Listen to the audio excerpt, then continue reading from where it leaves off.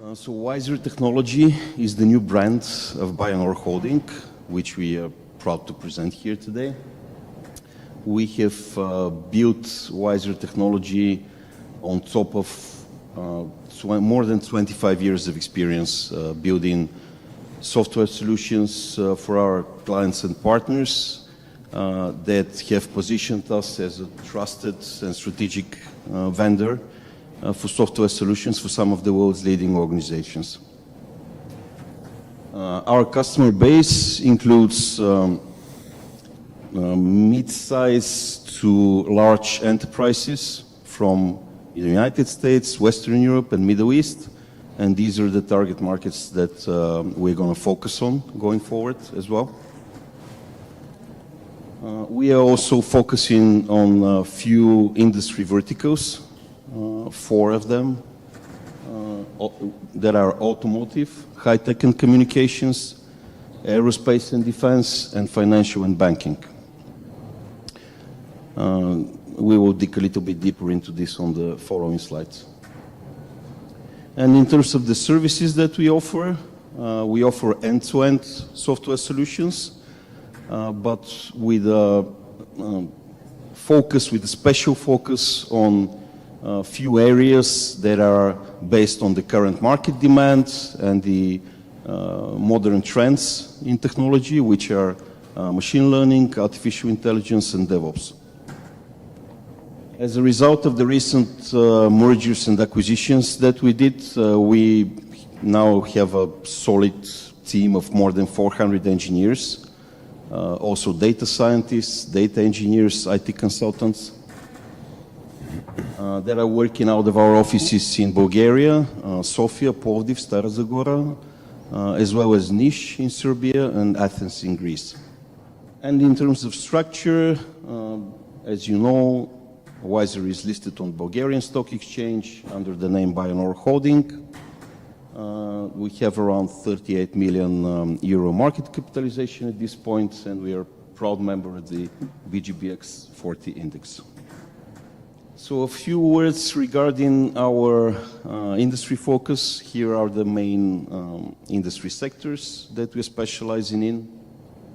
In automotive, we do vehicle software systems from design to development and testing,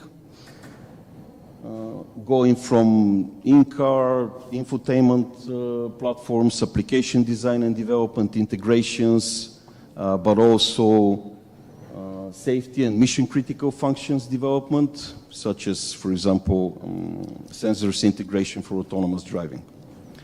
And the software that we develop is used in most of the top German car manufacturers, such as BMW, Mercedes-Benz, and Volkswagen.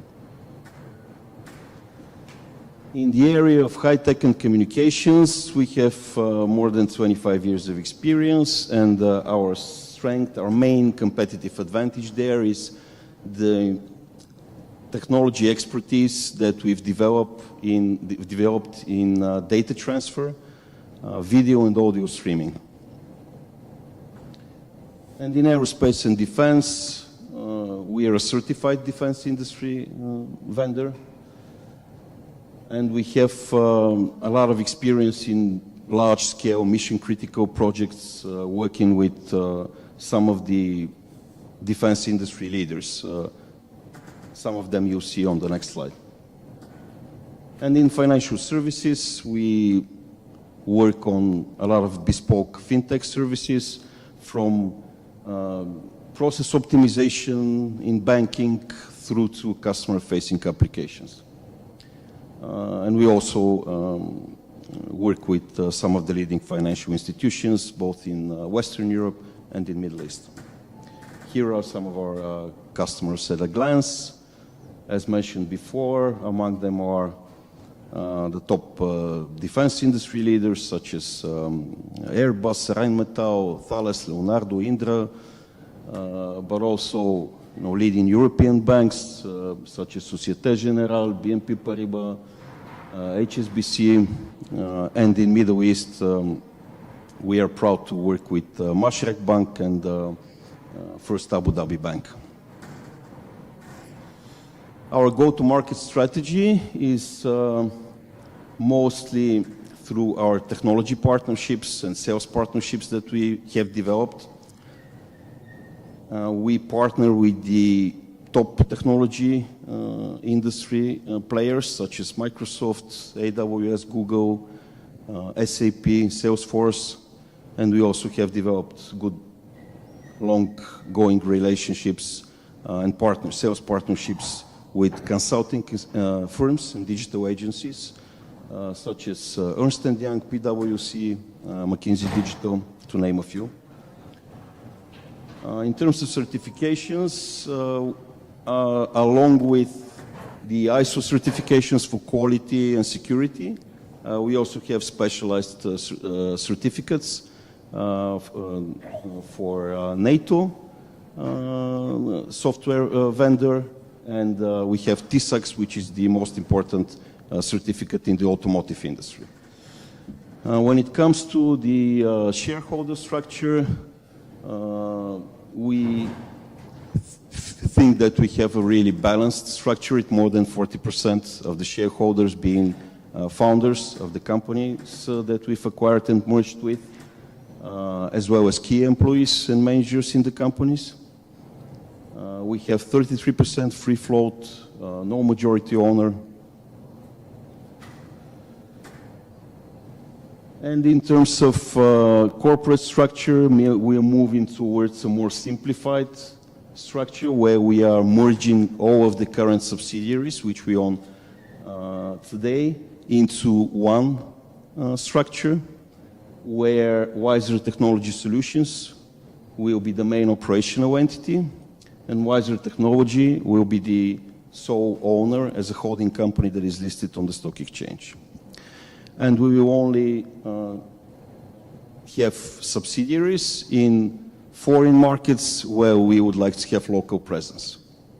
Regarding the leadership team, again, as a result of the recent mergers and acquisitions that we've done, we now feel that we have a very strong mix of experienced entrepreneurs, finance and technology professionals. That gives us a very strong managerial backbone to grow even further. And you'll see most of them today with us, and you have a chance to meet and greet them as well. And with this I'll pass the floor on to Costa and Svetozar. We don't have any fireplace here, but we called it a fireside chat. We hope you feel cozy. We'll figure out something.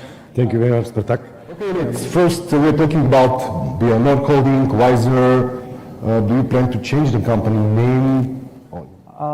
So yes, we are rebranding Beyond to Wiser. This will happen with, obviously this requires a decision of a General Assembly.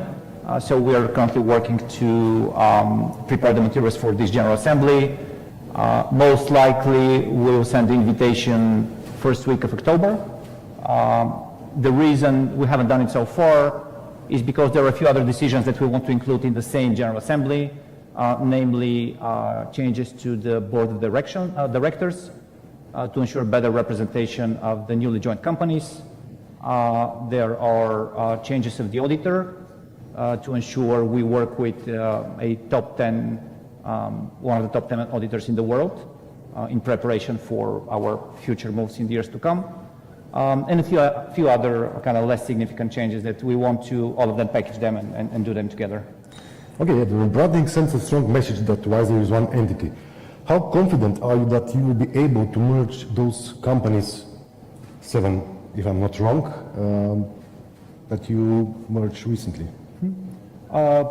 Picking a new independent brand, I think was the very right decision to do. The message we wanted to send both internally as well as externally is that it's not that the companies are now becoming a part of Beyond. On the contrary, we're actually getting together all of the close to 500 people that we work in all of the companies that represent Wiser today, and come up with a kind of new vision for where we want to go, a new strategy, how we get there, and changing the name to a name that is not coming from any of the companies was very very important step of the process. As you alluded, there are and will be challenges in the integration process. It's not an easy thing to do. These are 7 separate companies with 7 independent teams. As you could imagine, also including founder teams. So we are kind of entrepreneurs, hustlers. We're used to companies to run as per our sole vision, and now we have to learn to work as a team, learn to do the right balance between consensus decision making and leadership. But we are all good professionals, all very reasonable people, all very importantly, very interested to see Wiser succeed, including because of the structure of the deals. So I'm very positive that this is going to be a success. And how is the process going now, and when do you expect it to finish? So the process is going through several stages. The first one was so we started with kind of the strategy and then the organizational structure on the highest level. Probably a few weeks ago, we announced the C-level team, which was one of the important things to do and make sure we identify the leadership that's going to lead Wiser from that moment on. And we made an announcement around that. So we're now moving to the more operational steps of the process and gradually making every decision of how the company should operate to execute on the strategies that we've already aligned everyone on. Okay, good. Okay, this is our third capital increase in a year, and during the previous increases you have set some targets. When most of the investors are really curious, when do you expect to improve the EBITDA? So the targets that we communicated last year, we essentially communicated our long-term growth plan, which roughly speaking goes through 3 phases. First one is, call it rapid growth, where the key target was to hit a certain size for multiple reasons. Access to bigger and better projects, bigger and better customers, ability to have the power to actually establish presence at our target markets, and many other reasons why we believe size matters and why essentially throughout 2023 and 2024 key focus was getting to a certain size. Back then we identified this first size milestone as 25 million annual revenue. As a result of the 6 deals that we did in this period of time, the pro forma consolidated revenues for this year will be about 29 million euros. So from that perspective, we achieved our first goal, and now it's time to shift focus to our second phase of the growth strategy, and the second phase is efficiency. So what's your target, EBITDA, and how are you going to achieve that? Yeah. Both? Very good question. So the target, let's start with the time frame. So one of the very important things is that we don't break something during this phase of integration of the companies. And so it will take a little bit of time. The final target is for this phase 2, is to get to about 15%, 15 EBITDA margin, which compared to our Western peers is a kind of reasonable number for this phase, especially given some of the disadvantages we have of being based out of Eastern Europe. In terms of timing, we're aiming to start seeing kind of consistent trajectory towards improvement starting next year, until sometime 2026 get to the target of 15% EBITDA margin. One of the challenges is that this actually requires that we do some investments, again, based on to build local presence in our markets, because the other part of your question was how we're going to do this. Yes. And the answer is we do need to improve our positioning and the perception of the company. We do need to make sure our customers don't perceive us as a purely Bulgarian company that is doing some offshoring somewhere.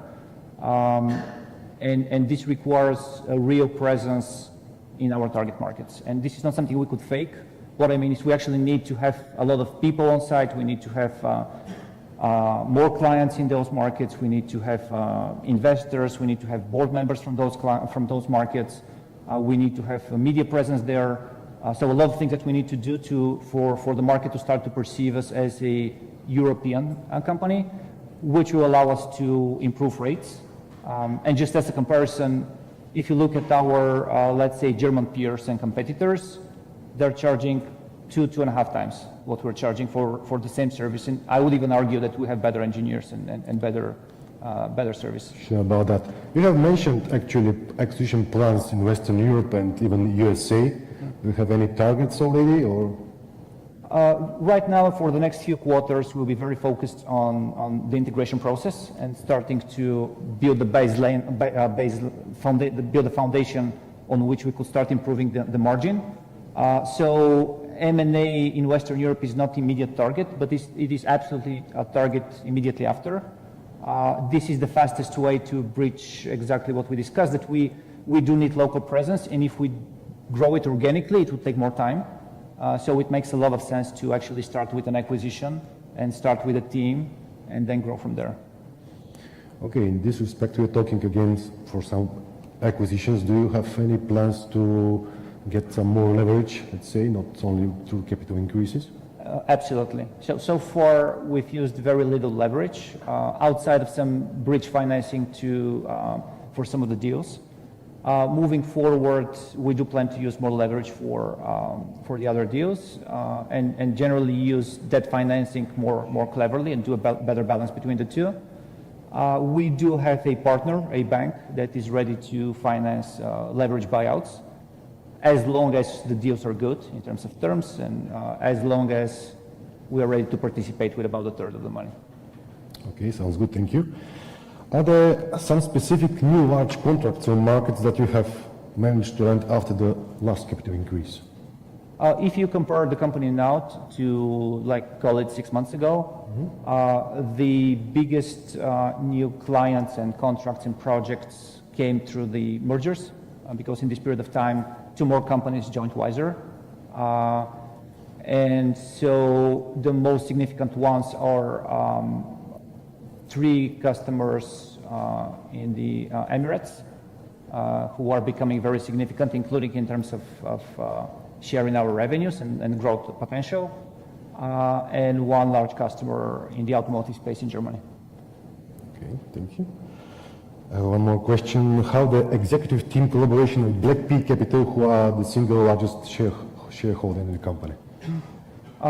By the way, I saw that Rossen joined us, who is the managing partner of Black Peak, so you will have a chance to talk to him as well.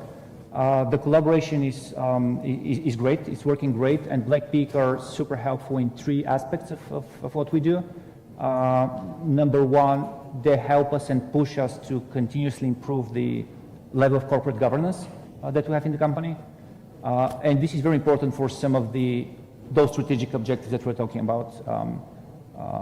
Number 2, they're instrumental in the M&A things we do.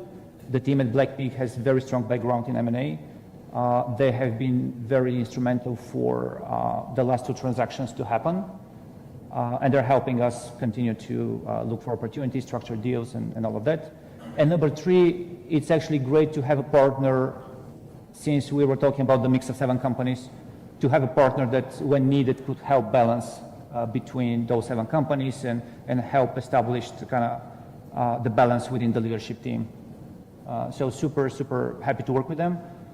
Very happy to announce that they will be joining this round, and I'm very thankful for the continued support, which, by the way, is true for essentially every single one of the other institutional investors we have that I had a chance to talk to. Good news. In this respect, are there any specific business segments from which you are looking to add to the companies of the group?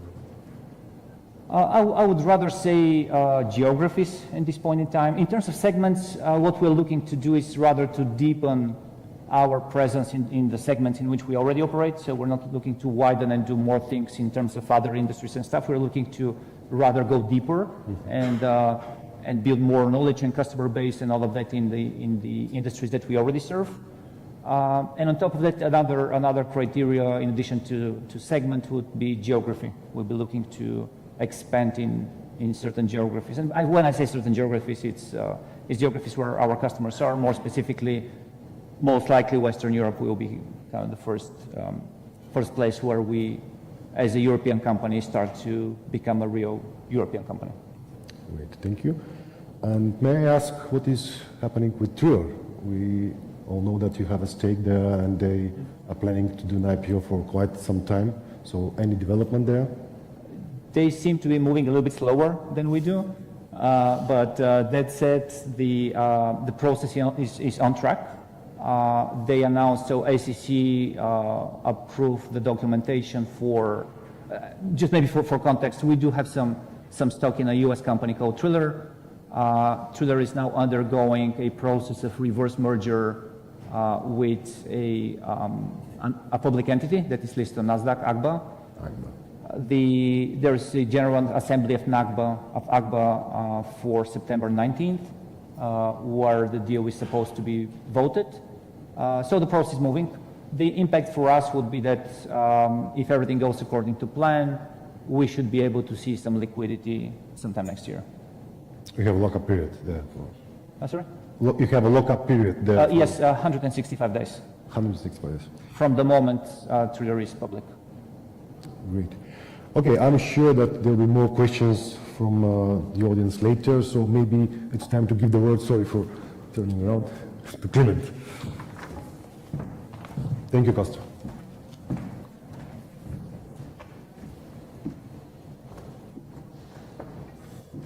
Hello, and thank you for being here with us today.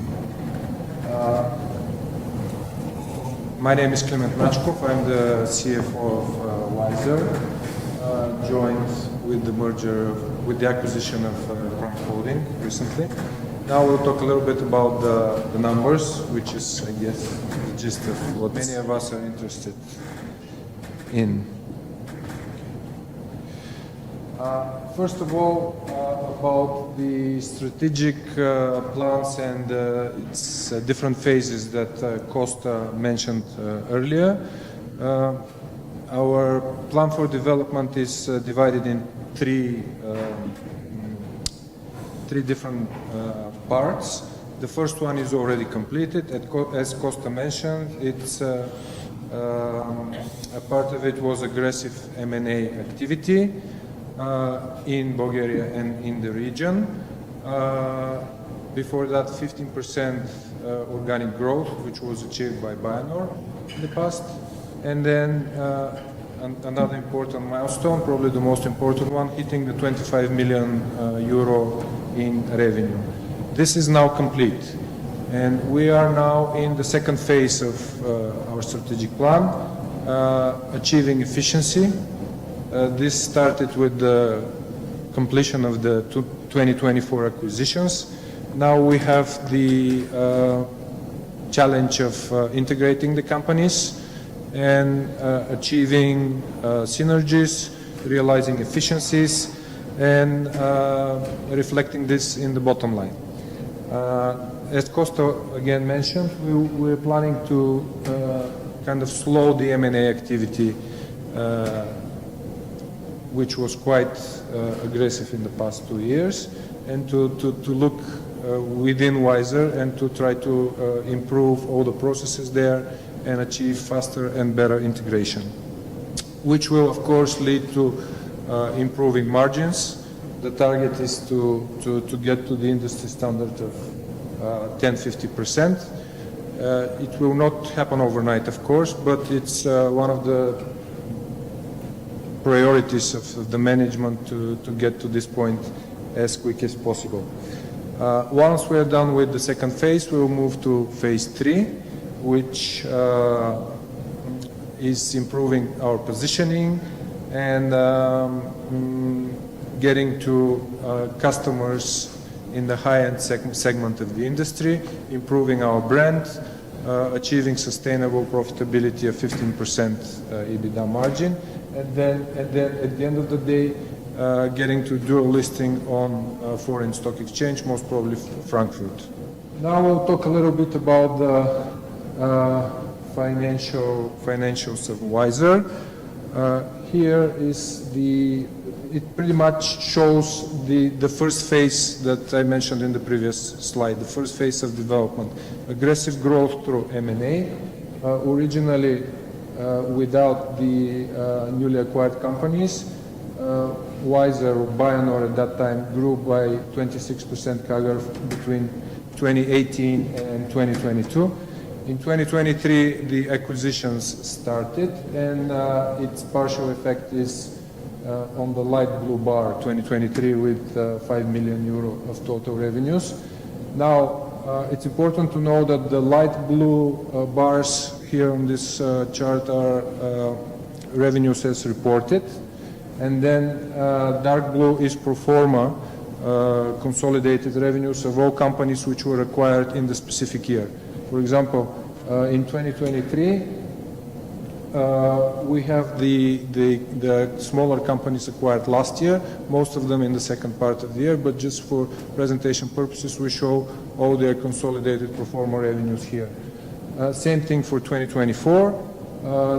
The acquisitions of Prime Holding and Digital Lights were completed in the middle of the year, June, July, and that's why they are not yet reflected on the revenue side.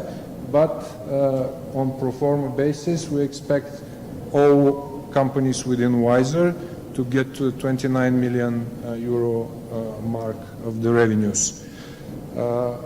As mentioned, the growth is, although inorganic, it's still quite impressive. It's 3 times on pro forma consolidated basis between 2022 and 2023, and again 3 times to 2024. What we saw on last slide was kind of not apples to apples comparison. That's why we wanted to show a little bit how all Wiser companies performed historically in the last 5 years. Now this is again pro forma consolidated, even in periods when the companies were not part of Wiser. We wanted to see how the historic financial information looks like of all companies combined, and it's pretty impressive, I think. The CAGR for the 5 years is 20%, which is allegedly 3 times faster than the industry, which sources show that it grows by 7%. On pro forma adjusted EBITDA, as reported by the companies, it's doing okay, especially in the 2019-2022 period. The margins are between 9 and 14%, which is not that far from where we aim. And this is without any synergies and efficiencies realized among those companies. Each was operating as a separate entity. 2023 is a little bit lower in terms of revenue and EBITDA due to the focus on M&A and not so much on organic growth, and as well as some of the turmoils in the industry that's where they are. Right now, we feel that we are quite well diversified, and we are in a very good position to grow further. In terms of how Wiser performed this year in the first half of 2024, top table again represents numbers as reported. And of course, 2023 revenues will be reflected in the 2024 performance, and the acquisitions completed this year are not yet reflected in H1 2024 as reported. Still, the growth is, although again inorganic, still impressive. In terms of EBITDA and profitability, we all can see that we still have work to do. But it's worth mentioning that we have quite a lot of, all companies have quite a lot of expenses related to the M&A deals, in the case of Wiser and capital increase. So there's room for optimization there. Again, on pro forma consolidated basis, the lower table, this represents the information of all companies which are part of Wiser today. We show for the first half of 2024, 13.8 million euro in revenues and organic growth of 8%, which is not, again, the 15% desired mark of organic growth, sorry. But again, the focus was acquisitions and completion of transactions. Again, there is a lot of significant amount of one-off costs in H1 2024, and there's no substantial synergies yet realized among all the companies in Wiser. We are often asked about the concentration of our revenue by industry, geography, and by currency. And here you can see on the first pie on your left-hand side the breakdown of our revenues by industry. The largest portion of 45% belongs to high tech. Now, what is high tech? High tech, for me as a non-engineer, it's development of custom software for clients, consulting projects which include also a lot of innovation and research and development. And this is obviously the significant part of our revenue. Then it's the revenue from the automotive industry with 25%. This is attributed mostly to the experience and client base of Digital Lights, which recently joined Wiser this year. There's a lot of potential there, and it's a very good segment that we will try to explore and expand further. Then we have communications, financial services, and aerospace and defense. They are about 40% each. But again, as Costa mentioned earlier, these are strategic sectors for us, and we plan to grow there and expand our presence. Then we have other sectors which include clients from the FMCG sector, real estate, retail, and others. In terms of geography, the largest part of our revenue stream comes from the EU, and we don't count Bulgaria there. Bulgaria is a separate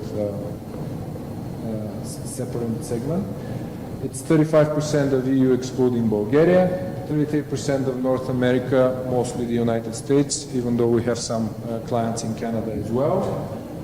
Then we have 14% of the revenue coming from Bulgaria, 10% from the Middle East, and I personally and we as a team expect this share to grow because the potential there that we started to tap on this year is significant.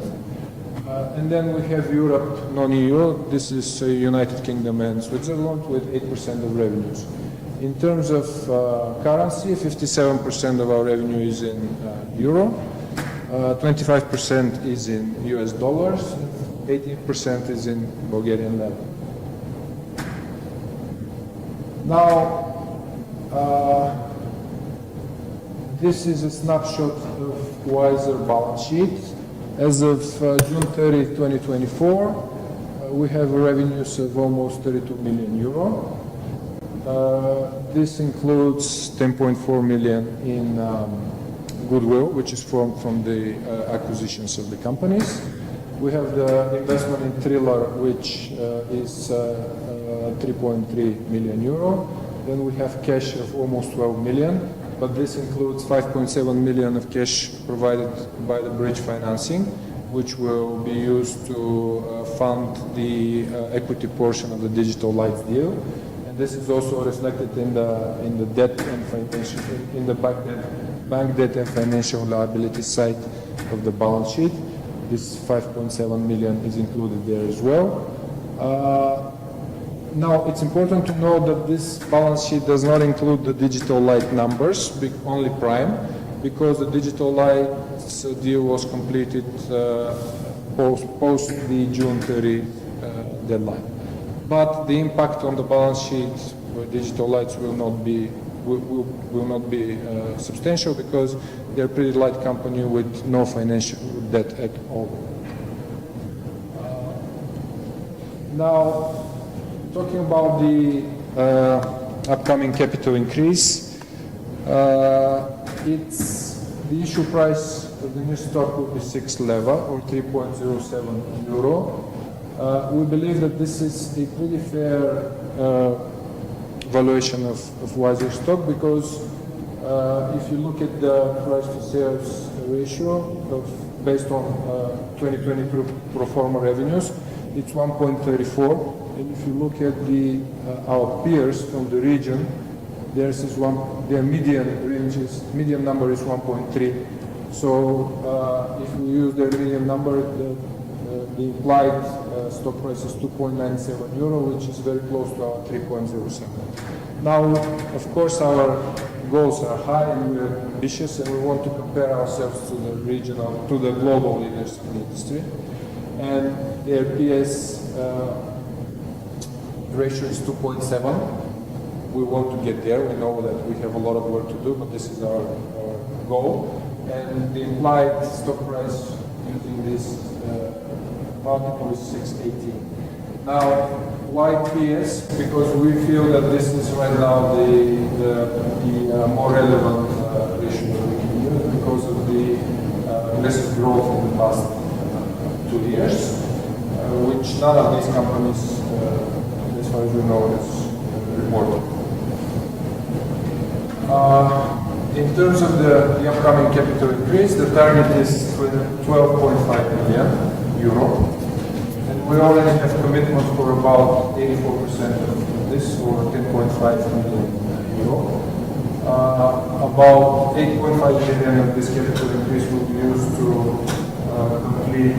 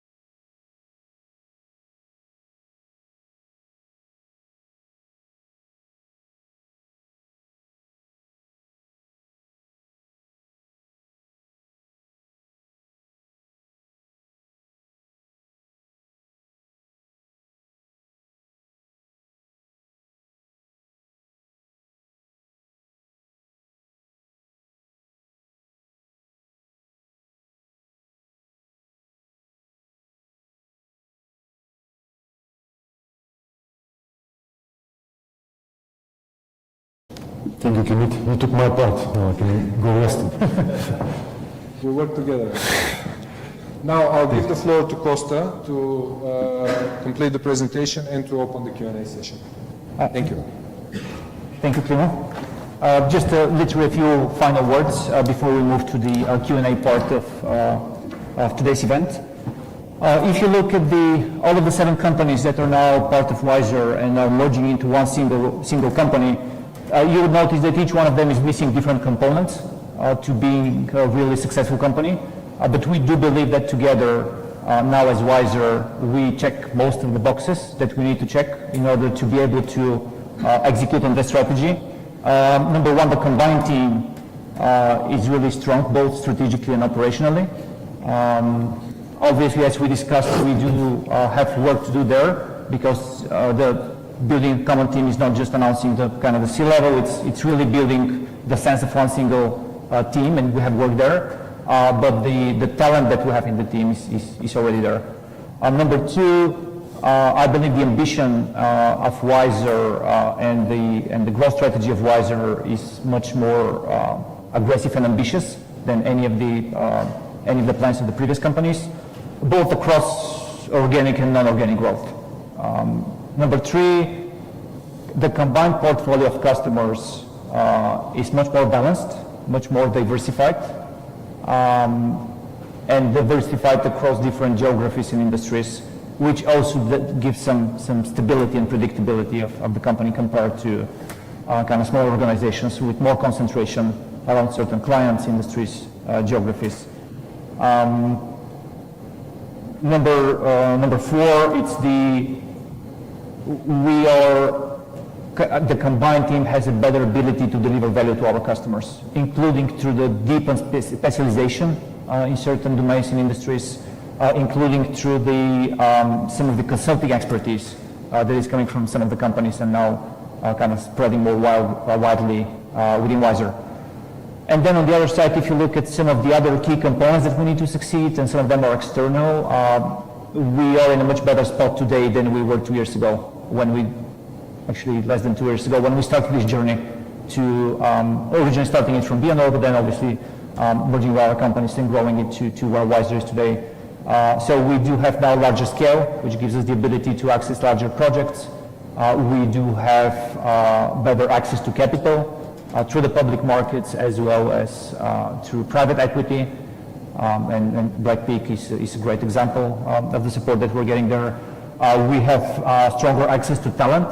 A lot of our colleagues are actually teaching at the top universities in Bulgaria and Greece, and we do have access to this talent to be able to support our organic growth.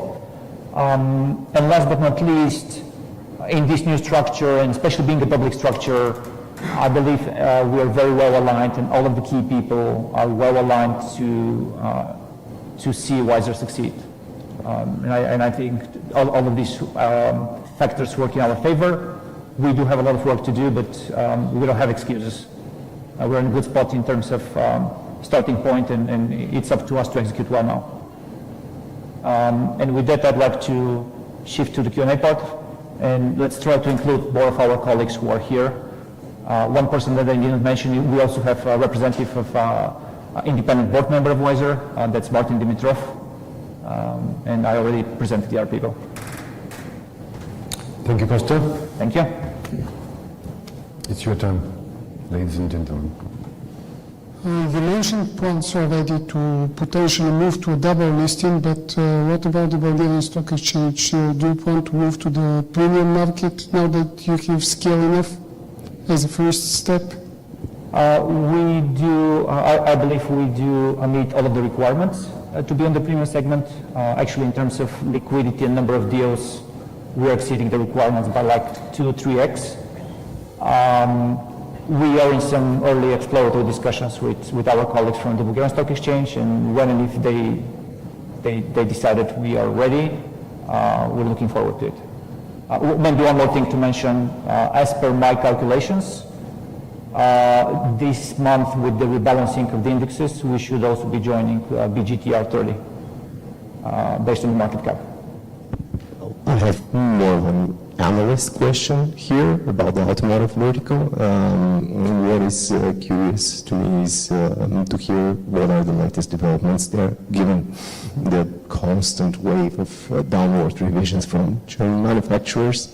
And also you had shown here one of your peers from Romania, Arups Transilvania. They have the same vertical. I've seen their results 2 weeks ago, and they reported about 20% drop on the vertical, given the scale back in EVs. So do you have some exposure to EVs via digital ads?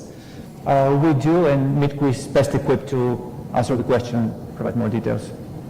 Do you have a mic? Or just join us. Thank you. Very good question. So it would take time to double click on the question and explain the details, but actually if you look at the German automotive sector at the moment, the struggling mainly comes from Volkswagen Group. So BMW scored its highest best months of selling EVs. They beat Tesla and so on.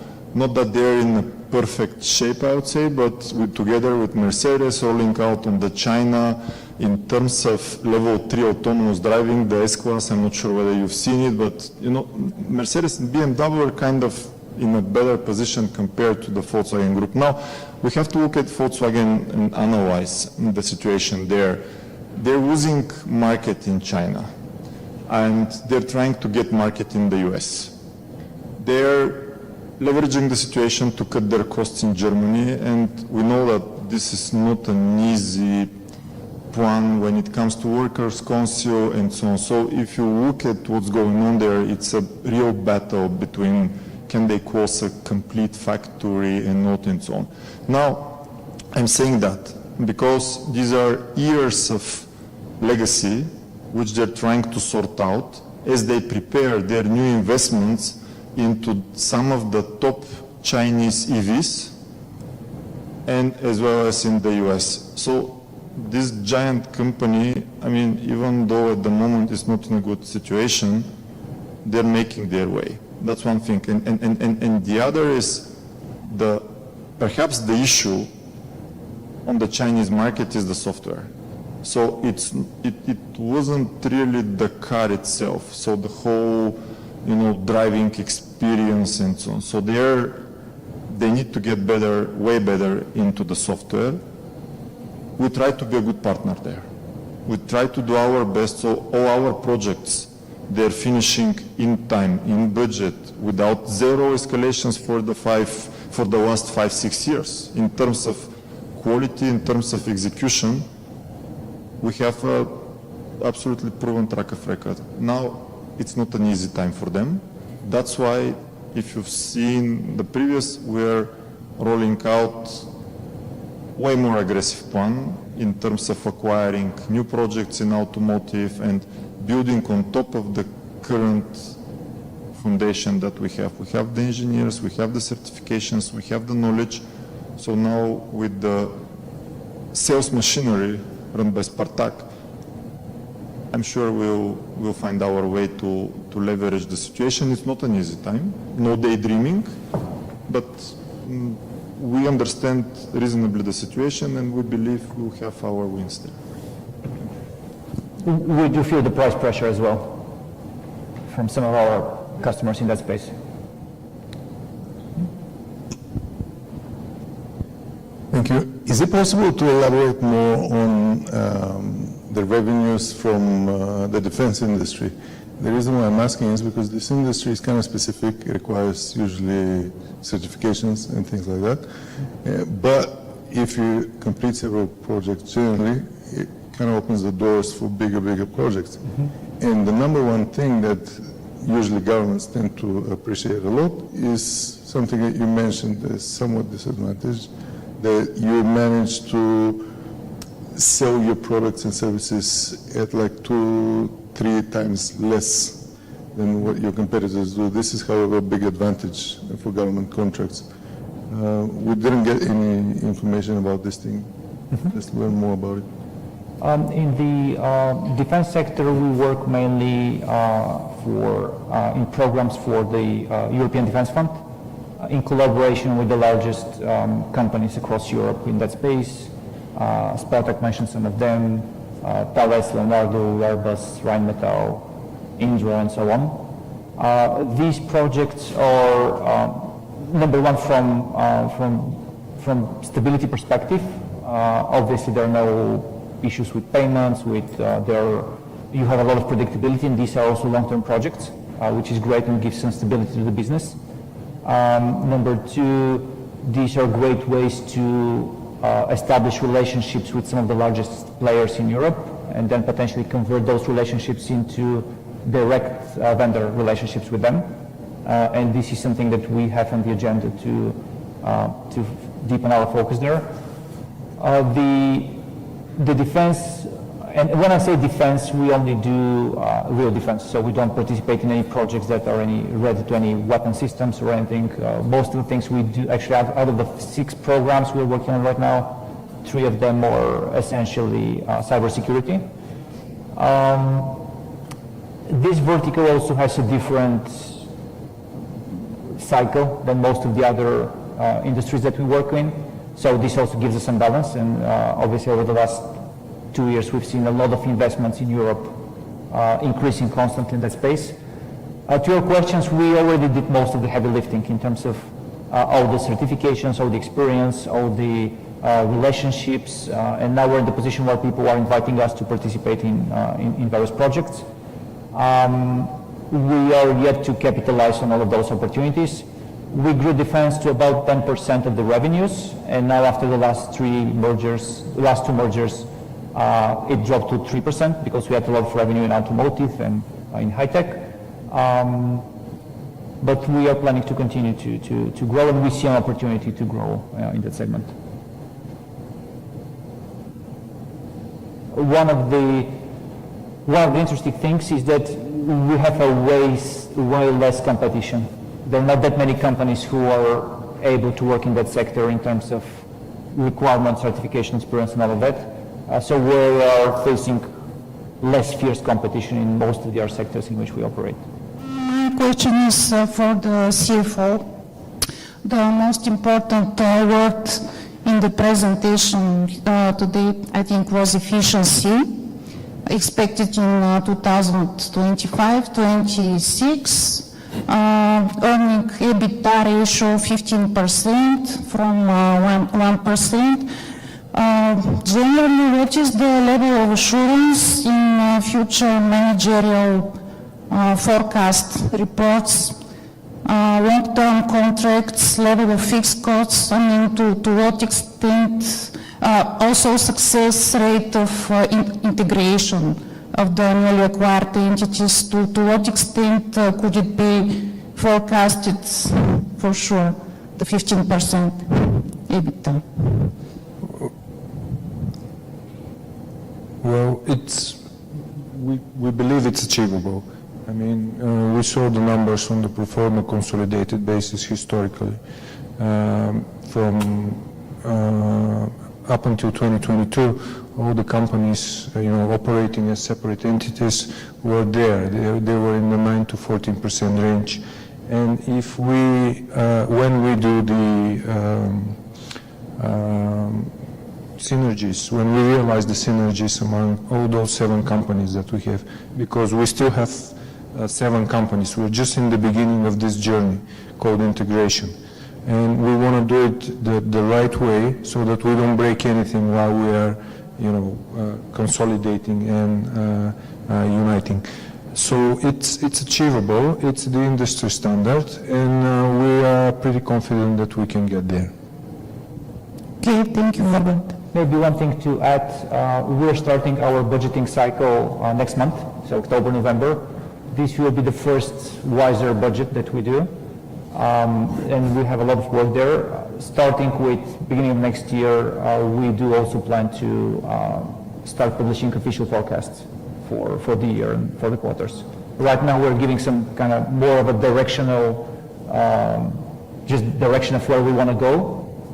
Starting Q1, we will start publishing projections, specific projections on a quarterly basis. And also just to add, we have as the largest investor right now, BlackPay Capital. They're a financial player. I can assure on all the board meetings that we have recently, this is one of the top priorities in the discussion list. So we are pretty confident and determined to do what we need to do to get to this profitability level. Maybe one more comment on why the 15%. It's essentially based on analysis of our peers and kind of the really good companies in our space, meaning IT services. There's almost a formula, which is 50-40-20-20.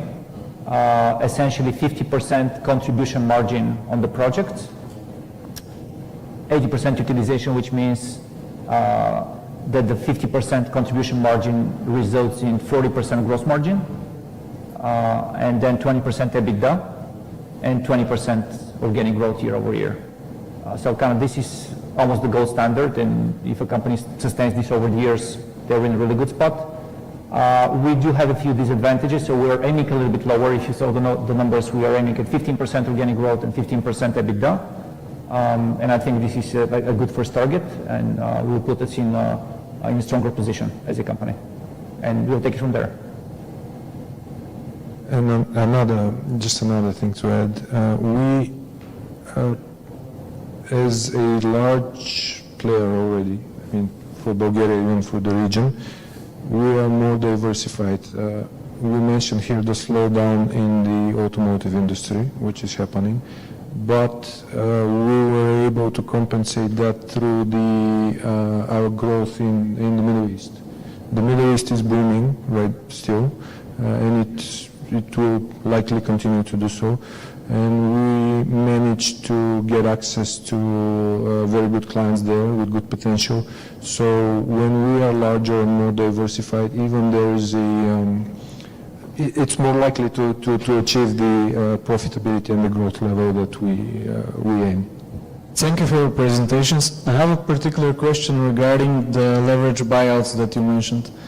Let's say that you found a bank and everything it's okay. Usually some of the banks would like to put on forward some conditions to get the loan.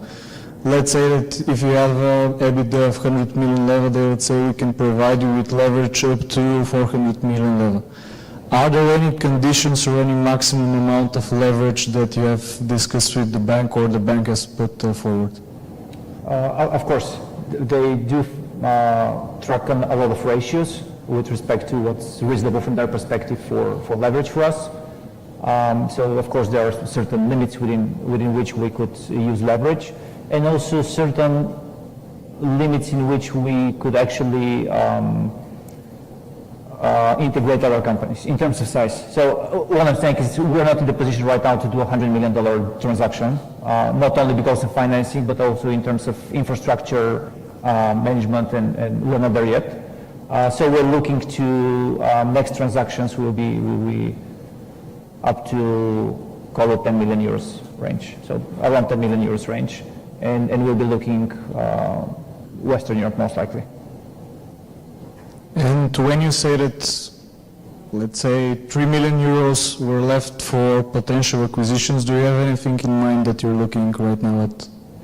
In addition to the 3 million from this capital increase, we also have some cash on the balance sheet, which will, including after covering the bridge loan, will remain. And in combination with debt financing, this actually allows us to do even a $15 million deal, million euros deal.